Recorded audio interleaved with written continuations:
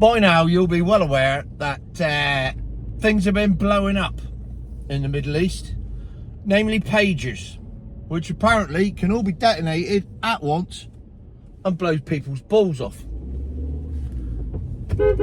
Now that in its own is not necessarily news, apparently, and nobody seems to be bothered by it. It's, oh yeah, that's happened.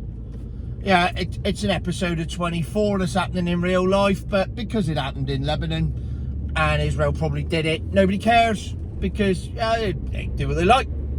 Don't seem to matter, does it? It's scary shit, because I was listening to a security correspondent from the BBC, that esteemed bastion of all great things in journalism, so it may not be true, but nevertheless he said that the reason that they had pagers was because they'd previously blown up mobile phones, and so they switched to pagers. So they've done mobile phones and pagers, and then last night apparently they blew up some walkie talkies as well, or handheld radios for those of you that are of a younger age. And apparently also solar panels, though that's yet to be confirmed. But the walkie-talkies, the pagers and phones have been confirmed. Now, that should be scary enough. The fact that I'm now talking to you, and any minute now I could get a phone call and my car's going to blow up and blow my face off because I said something that the government don't agree with. That's the world we now live in. Any device, any electronic device can be wired up to blow your head off. It's mental. However, the pager, the phone and the walkie-talkie all have one thing in common. They have a lithium-ion battery, which, thanks to my good friend Mr. Chris Potter of St Austell, Cornwall, hello Chris, who suggested this last night, got me thinking. What else has a lithium-ion battery? That's right, the Honourable Milk Float. What else is connected to the grid 24 hours a day, 7 days a week, constantly being monitored via Wi-Fi, Bluetooth, GPS and all the rest of it? Well, that's right, the milk float. Now, we've already taken the piss enough about the fact that milk floats catch fire. And the evangelists have been out saying, no, they don't, it's diesel vehicles that catch fire. That's what burnt down Luton Airport. It wasn't a hybrid vehicle at all. And it wasn't the batteries that started that fire. It was a diesel vehicle. Well, anyway, who cares? Because fire is the least of your bloody worries now, milk floaters. You're driving a bomb. One bloody great one. If you think a tiny little pager battery is enough to blow your bollocks off, what's the 6 foot square of lithium-ion battery sat underneath your arse going to do to you?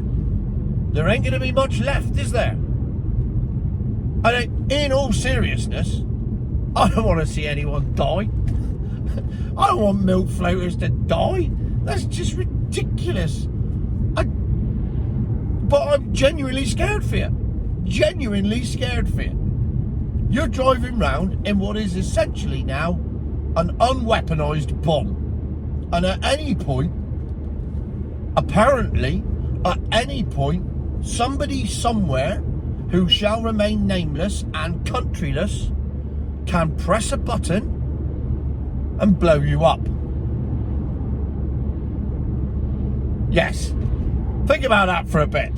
I mean, I'd like to think they'll have a hard job doing it to a 17-year-old Audi A4. So, stick where I am for now. I mean, they could blow my phone up, take the windscreen out, I suppose. But that's the only bit here that they could blow up. Other than that, I'm all right. You're driving a Tesla. I'd say Tesla might be all right because Elon appears to be on the other side at the moment. But all those pagers came from Taiwan. All right. You're driving a Nissan Leaf.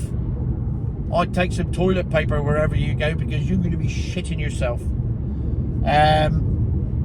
Anything Japanese, anything Korean, anything Chinese, it's all going to be made with Taiwanese products.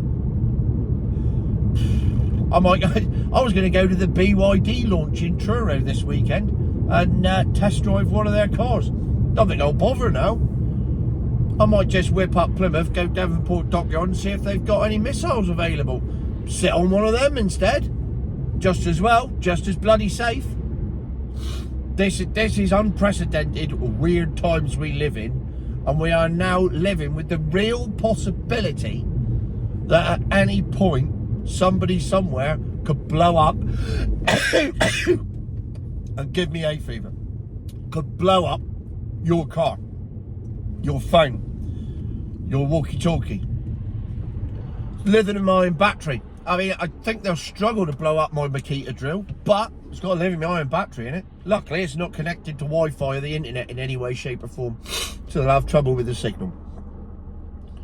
But anything with a battery that's connected to the grid, it would appear, could be blown up by sending a signal. Because walkie-talkies didn't need phone numbers, and they still got blown up.